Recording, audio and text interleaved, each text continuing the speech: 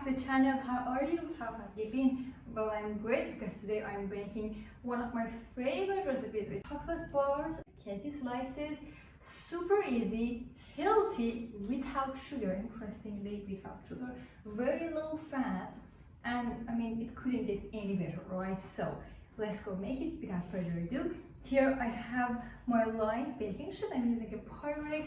I've lined it on both ways with a baking parchment paper, and I just grease it a little so that the baking parchment will stick. That's a note to me. And then we're going to start. Here I have 3/4 cup of regular flour, which I'm going to sift it now. This recipe is so good and flexible. You can use gluten-free flour, or even you can use oat flour, barley flour, but the texture might be a little different, but it will be pretty the same. After you have sifted your flour, here I have 6 tablespoons of cocoa powder, and I'm going to sift that as well. Alright, after that, I have 1/4 cup of a teaspoon of baking soda plus a dash of salt and a little vanilla extract. Sift them as well. What is your favorite cake? Is it red velvet? Is it chocolate? Let me know in the comments because mine is definitely red velvet. Any type of red velvet, I'm in.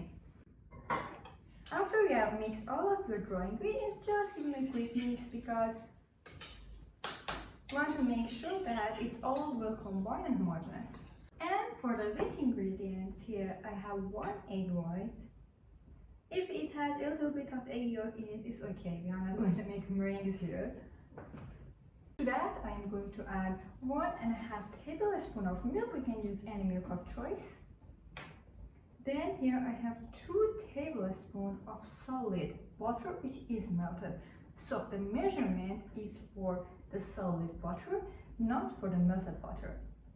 Also, you can use melted oil, measuring solid in 2 tablespoons.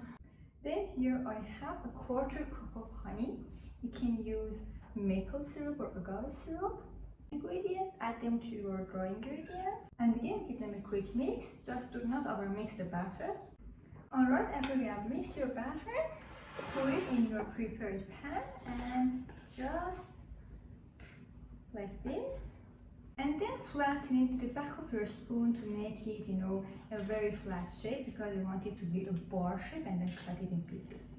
Alright, then bake it in the oven for 15 minutes until it's well done. So our chocolate bars are out of the oven. The deliciousness is unbelievable. I really suggest you try them. They are super easy, sugar-free, unbelievable, low in calorie, low in fat, again, unbelievable and delicious. Who doesn't want that, really?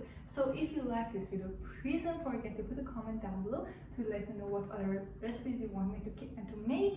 And also, if you enjoyed it, please consider subscribing to see more deliciousness. And as always, before you go, don't forget to check out this recipe, which is a super healthy chocolate frosting. Yes, I know, again, unbelievable. But check this video, and I will see you again later in another video.